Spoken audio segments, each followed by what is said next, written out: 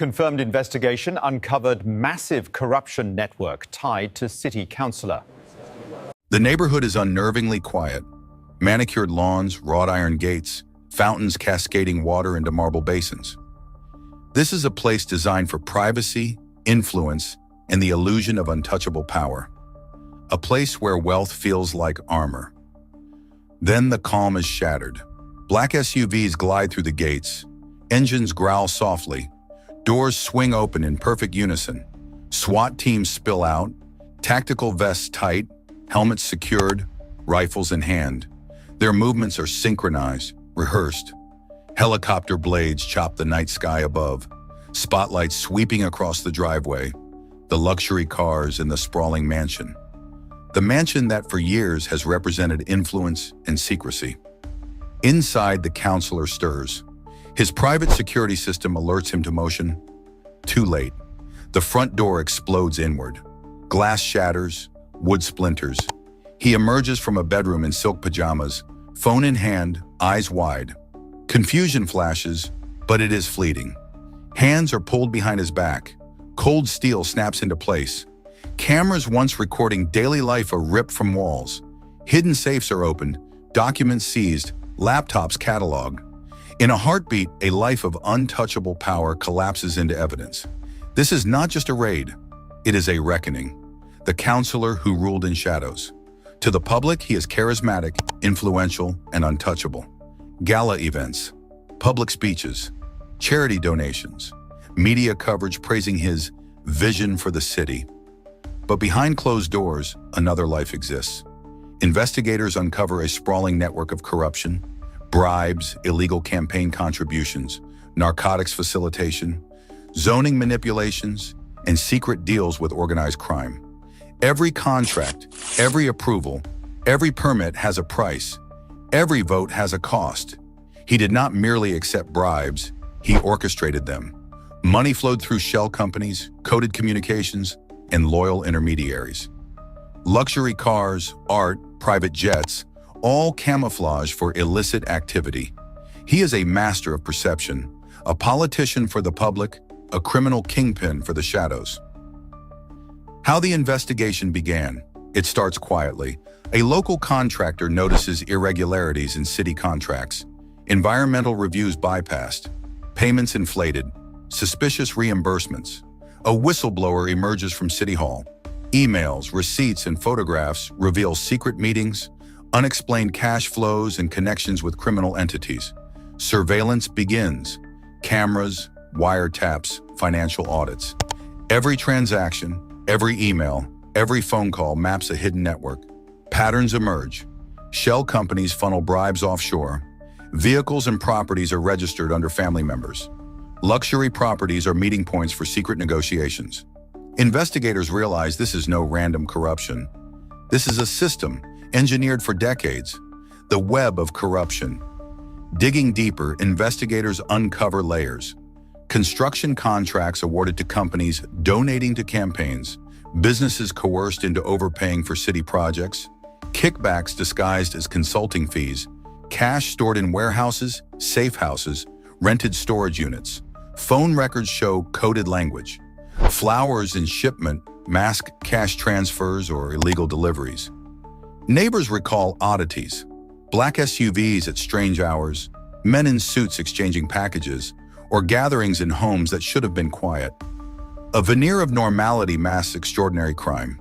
Inside the network, the councillor does not act alone. Trusted aides, campaign managers, accountants, and low-level law enforcement officers enable the scheme. Some act out of greed, others out of fear. Many are compensated for silence. Encrypted communication devices reveal detailed spreadsheets tracking payments, favors, and political influence. One document lists every bribe, kickback, and responsible intermediary.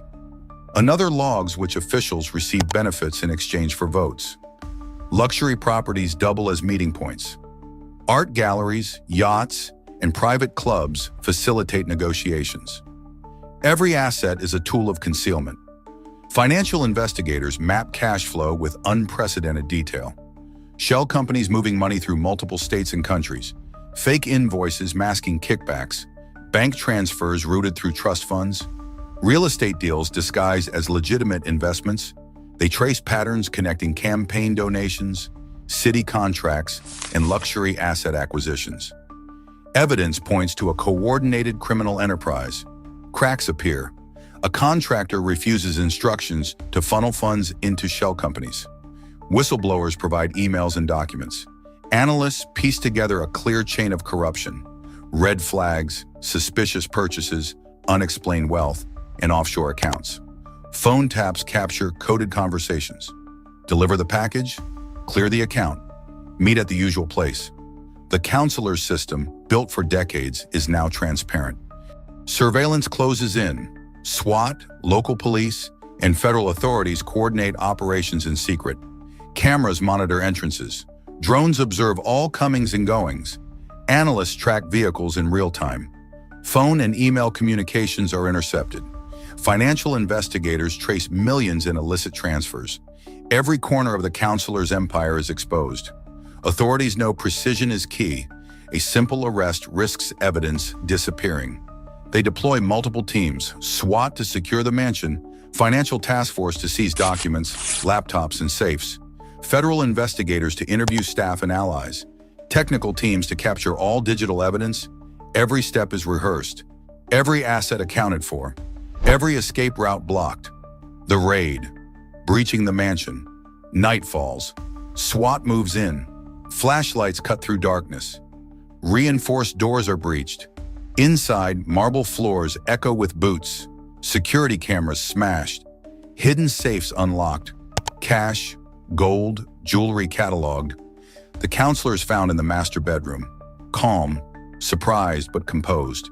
He is restrained. Phone, laptop, encrypted devices seized. Secret rooms reveal. Bribe ledgers, hidden cash. Luxury vehicles linked to illicit funds. Documents connecting narcotics transactions and property fraud. Family members' names are listed in shell companies. Deliberate concealment. Simultaneously, other locations are hit. A law office processing shady contracts, warehouses storing illicit cash, private clubs hosting secret meetings. Staff and accomplices are detained. Some confess, others remain silent. This is not just one mansion. This is a network collapsing in real time. Inside the mansion, staff are terrified. They never thought it would end like this. Some plead for leniency, others deny involvement. Family members watch in shock. Luxury and comfort replaced by handcuffs, flashlights, and officers' shouts. Outside, neighbors whisper. A once untouchable figure is now exposed. Evidence of crime. Spreadsheets detail every kickback. Emails reveal bribery. Phone records show coordination with criminal elements. Cash hidden in furniture, jewelry in safe deposit boxes, luxury vehicles in false names. Each piece of evidence is a thread connecting corruption, greed, and deception. The counselor is cuffed. No shouting, no resistance. He asks, "Have my lawyers been contacted?" They have. Offices and personal accounts are simultaneously secured. Developments freeze. Investors pull out. Projects stall. Political allies distance themselves. Media scramble. Citizens are shocked. The counselor's influence evaporates overnight. The human cost. Beyond assets and arrests, lives are affected. Staff face criminal charges. Business partners lose contracts. Families built on deception collapse. Citizens realize trust, once blind, can conceal organized corruption. The psychological toll ripples through everyone connected to the network. Staff struggle with betrayal and fear, many facing arrests and potential prison sentences. Families who once celebrated luxury now grapple with public scrutiny and shame. Even ordinary citizens begin questioning trust in their leaders. The sense that someone entrusted with public welfare could manipulate the system so thoroughly shakes the community to its core. This raid doesn't just seize assets and evidence. It fractures a web of power, influence, and loyalty, leaving behind a stark reminder: the illusions of control and invincibility can crumble in a single night.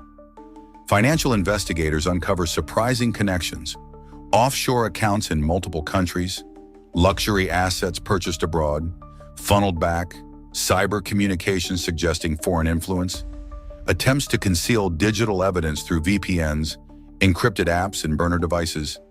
The operation exposes vulnerabilities in both finance and governance. Investigators discover layers of digital deception that stagger even the most experienced agents.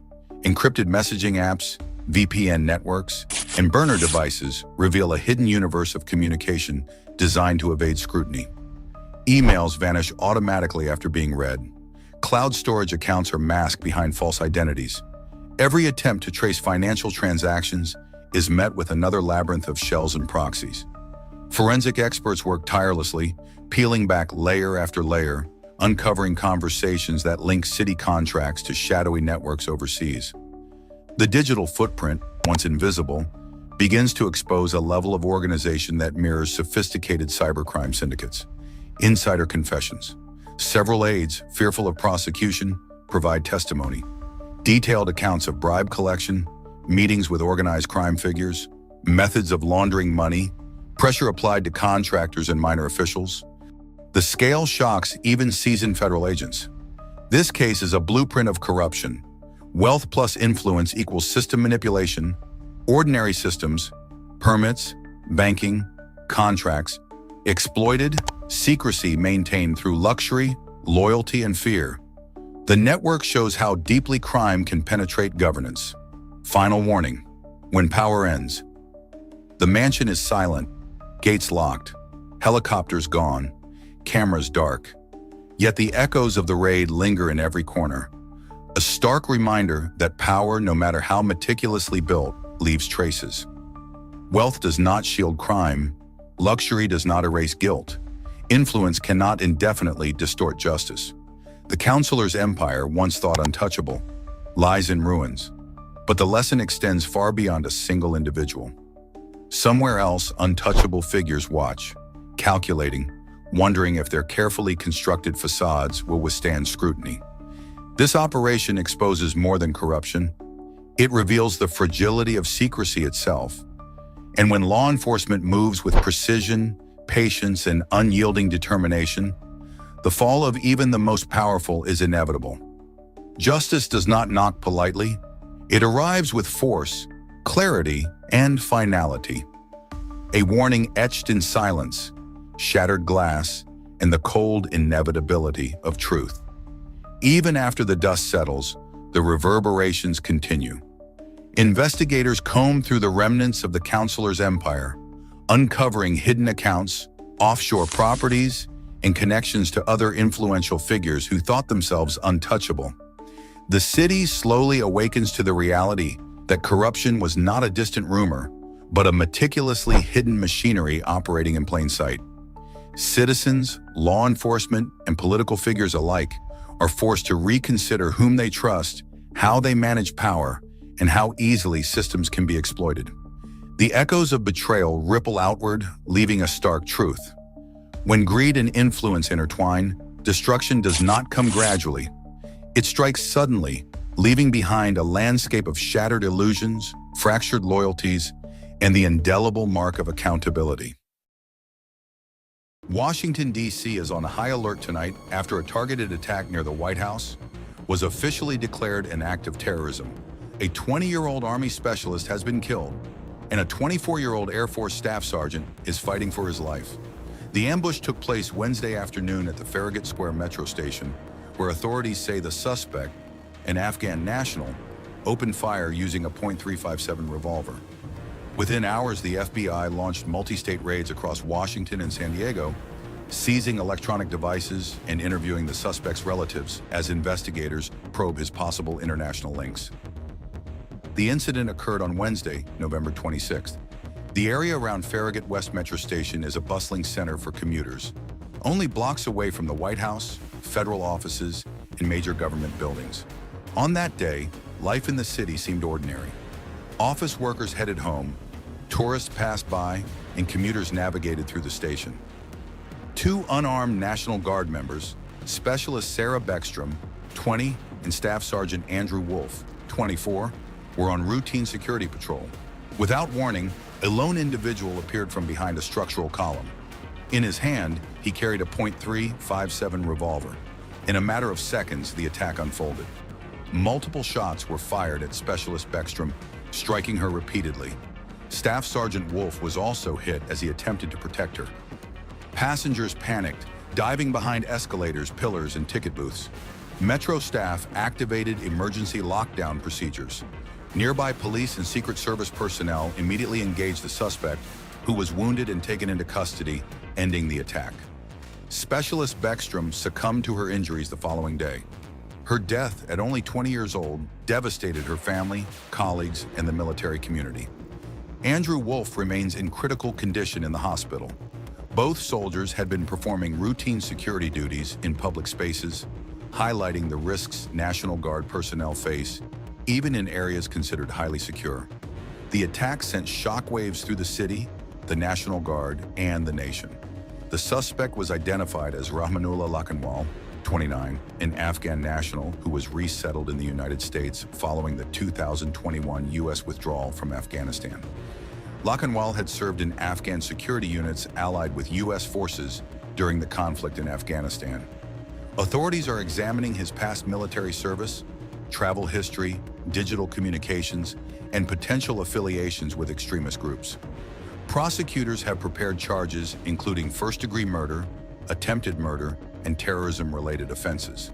Investigators are determining whether he acted alone or had accomplices. In response to the attack, the FBI executed search warrants in multiple locations, including Washington State and San Diego. They seized electronic devices, documents, and other evidence. Relatives and associates of the suspect are being interviewed as part of a broader investigation that involves multiple federal agencies, including the Counterterrorism Division and intelligence units. Security measures in Washington, D.C. were immediately increased, with additional National Guard troops deployed across the city to bolster patrols and maintain order. Over 500 National Guard members were brought in to assist local police. Asylum and visa processing for Afghan nationals were temporarily suspended while federal authorities conducted an emergency review of screening procedures. Joint patrols by the police and National Guard were established near government buildings, high-traffic transit areas, and federal installations.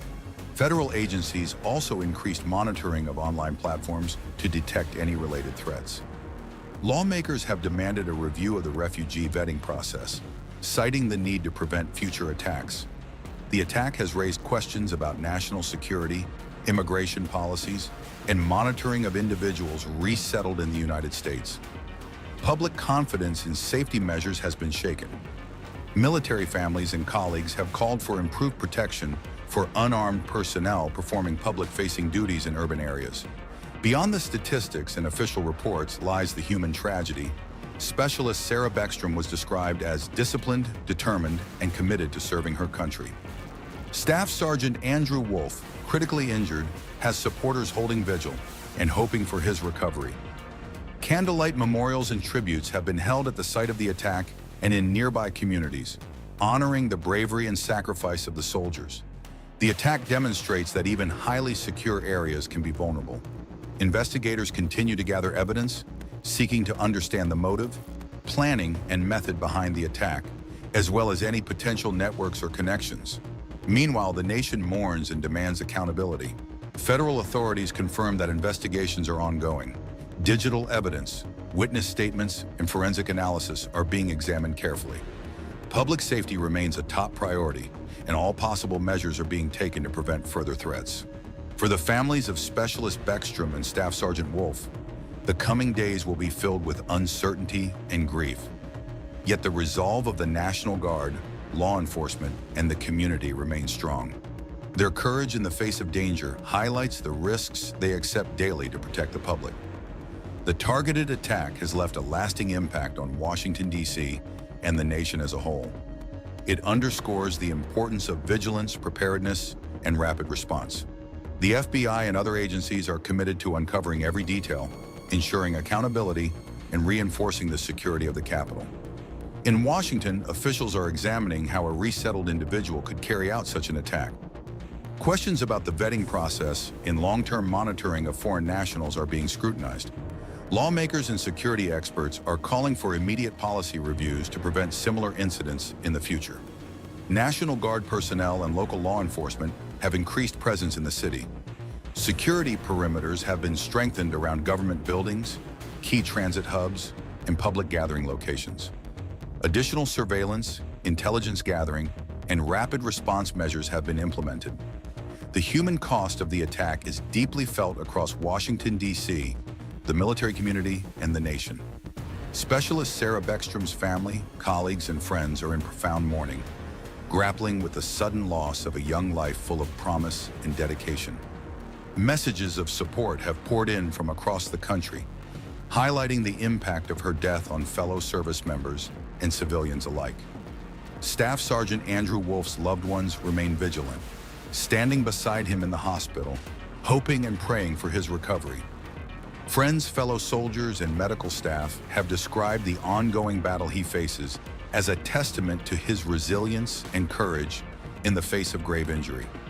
Fellow service members have come together to honor both Beckstrom and Wolf, holding solemn ceremonies and informal gatherings to pay tribute to their bravery. Military units stationed in and around Washington have lowered flags to half-mast, and colleagues have shared stories of Beckstrom's and Wolf's dedication, their professionalism, and their unwavering commitment to duty.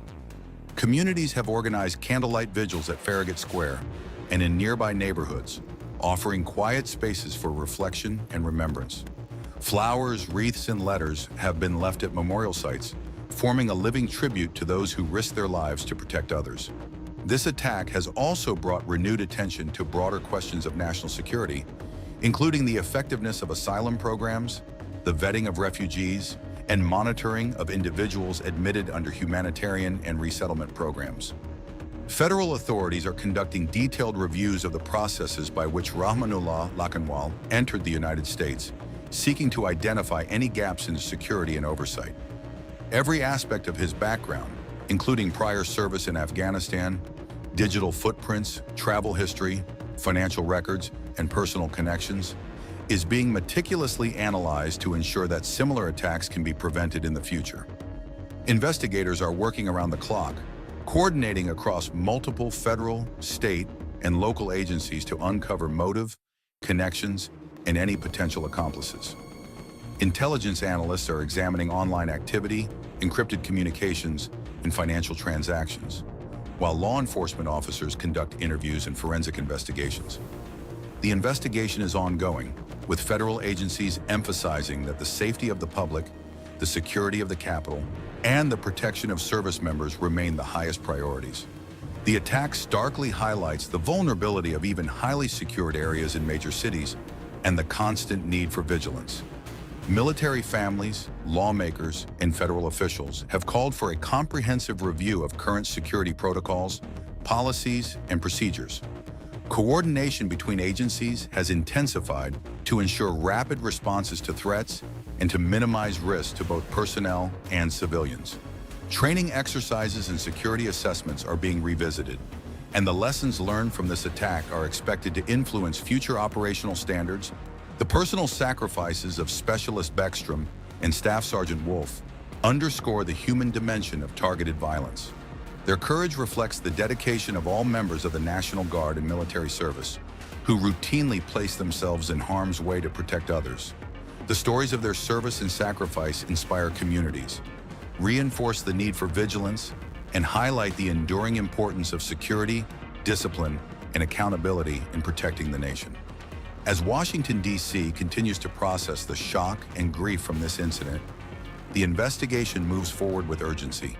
Authorities remain committed to uncovering every detail, ensuring accountability, and preventing future attacks. The tragedy serves as a solemn reminder of the risks faced by those who serve in public and military roles, as well as the importance of robust vetting and security measures across all levels of government. The nation mourns the loss of Specialist Beckstrom, honors her life, and stands in support of Staff Sergeant Wolf as he fights for recovery. The attack has left a lasting impact not only on the families directly affected, but also on the broader military, law enforcement, and civilian communities. Justice, security, and accountability are now the central focus, and federal agencies, local authorities, and the public continue to grapple with the implications of the attack. In the heart of the nation's capital, the incident serves as a powerful reminder of the dedication, bravery, and selflessness of the National Guard. Those who serve daily, often without recognition, are constantly putting their lives at risk to protect the public and ensure the safety of the community. The attack underscores the vital importance of vigilance, preparedness, and a commitment to justice as authorities continue their investigation. The city mourns, the nation reflects, and the commitment to safeguard those who serve remains unwavering. Even in the face of tragedy, the resilience of the military and civilian communities shines through. Candlelight vigils, memorial services, and public tributes continue to honor the lives affected. Specialists, Judges Chambers raid, FBI, finds cocaine, cash, and burner phones inside a federal courthouse. This is the story of a sitting federal judge whose chambers, long considered untouchable, were secretly hiding a network of corruption, cash, and contraband.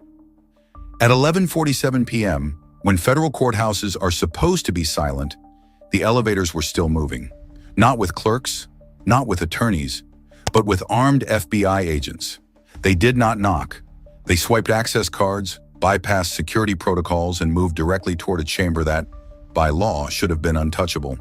Inside that chamber sat the symbol of American justice itself, a sitting federal judge. By sunrise, the FBI would walk out carrying sealed evidence bags containing cocaine, stacks of unreported cash, and burner phones hidden behind law books. This was not a raid on a criminal. This was a raid on the courtroom, a courthouse above suspicion. Federal judges are among the most protected figures in the American legal system. They are appointed for life. They preside over cases involving organized crime, terrorism, corporate corruption, and national security. Their chambers are considered sacred spaces, insulated from politics, pressure, and scrutiny. For decades, investigators believed one rule was absolute. Judges do not get raided. If misconduct occurred, it was handled quietly. Ethics panels, sealed inquiries, and silent resignations. But this case shattered that assumption because the corruption did not sit outside the courthouse. It operated from within it. The first red flag: the investigation did not begin with drugs. It did not begin with whispers or leaked documents. It began with data.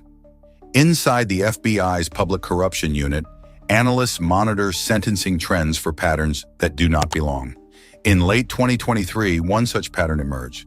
Buried within thousands of federal rulings was a statistical anomaly, subtle but persistent. One federal judge presiding over white-collar crime and narcotics cases stood apart from peers in ways that could not be explained by ideology alone. Repeat offenders walked free with minimal sentences. Mandatory minimums were bypassed. Cases supported by overwhelming evidence collapsed on narrow technical grounds. Asset forfeitures quietly vanished from the system. At first, analysts assumed judicial discretion. Every judge has a philosophy. Some prioritize rehabilitation, others emphasize procedural purity. But this went beyond interpretation. As months of data accumulated, the picture sharpened. The same defendants appeared repeatedly and avoided prison every time. The same defense strategies succeeded with improbable consistency. The same rulings disappeared from public databases faster than comparable cases. This was not randomness. This was alignment. When analysts adjusted for jurisdiction, case type, and defendant history, the anomaly intensified. The judge was no longer an outlier. They were a signal. Follow the lawyers. Federal investigators operate by a hard rule learned through decades of corruption cases. You do not investigate a judge directly. You investigate the ecosystem around them. Judges leave few fingerprints. Lawyers leave many. So the focus shifted away from the bench and toward the defense bar. Subpoenas were issued quietly.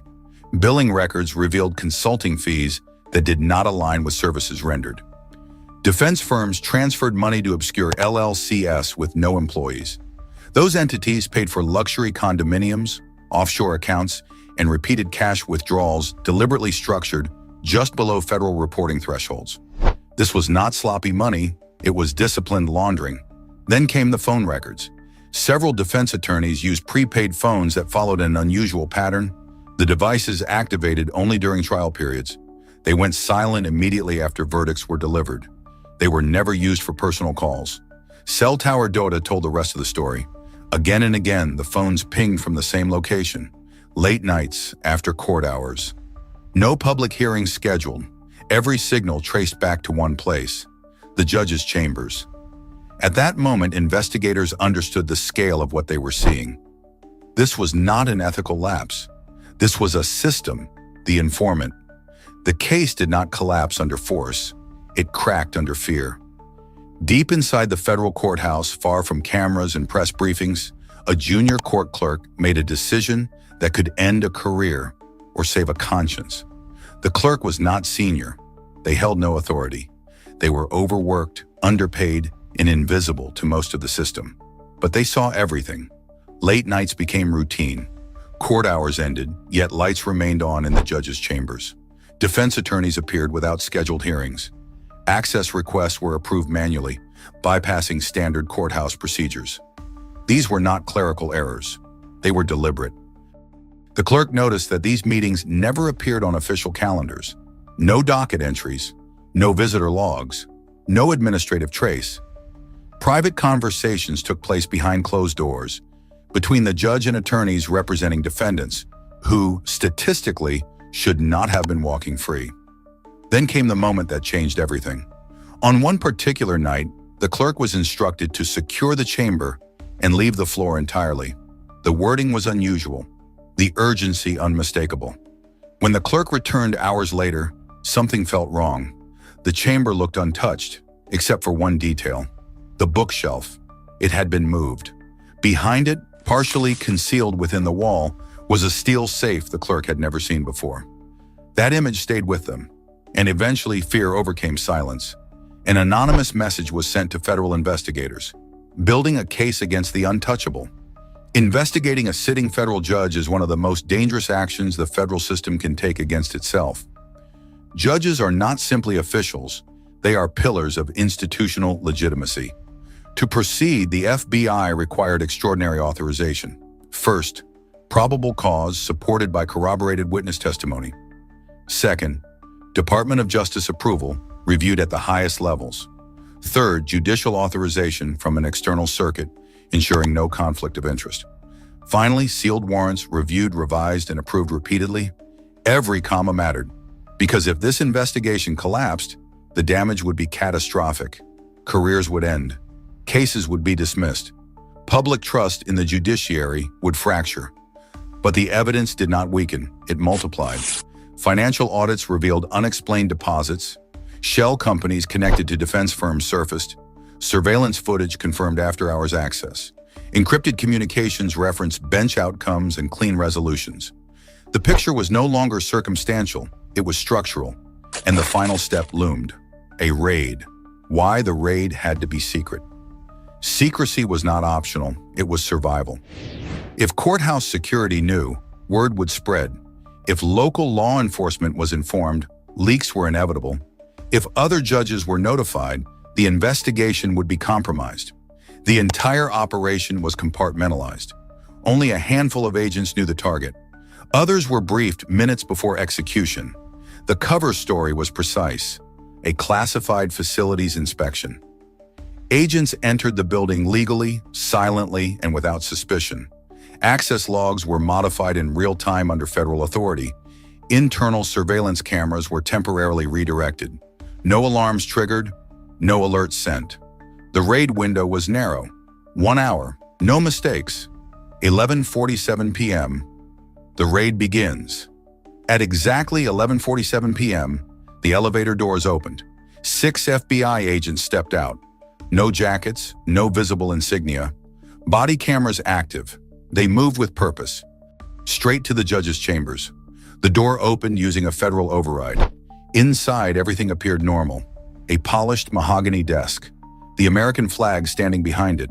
Framed legal citations lining the walls. A room designed to inspire trust. Then the search began. Drawers opened. Panels tapped. Furniture shifted. They knew what they were looking for. And they knew where to look. What the FBI found.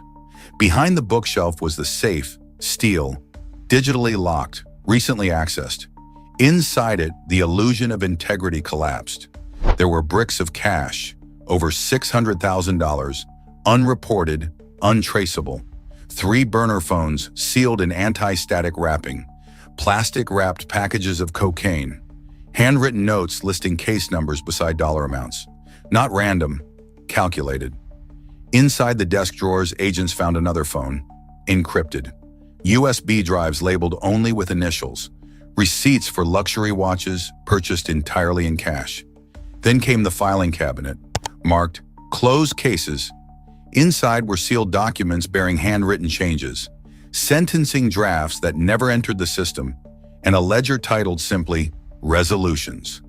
This was not corruption driven by opportunity, it was corruption by design. The judge returns. Halfway through the search, the impossible happened. The judge returned. They claimed they had forgotten documents.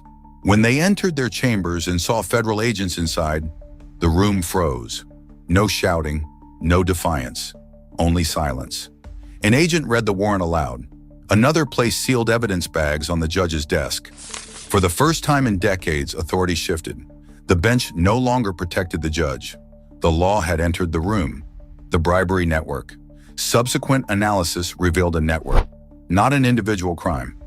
Defense attorneys funneled payments through intermediaries. Those intermediaries laundered money via consulting firms and shell accounts. Payments were carefully timed to align with rulings. The judge never touched the money. Burner phones handled coordination. Case numbers became transaction codes. Each outcome had a price. Dismissal carried one rate. Reduced sentencing, another. Suppressed evidence demanded the highest premium.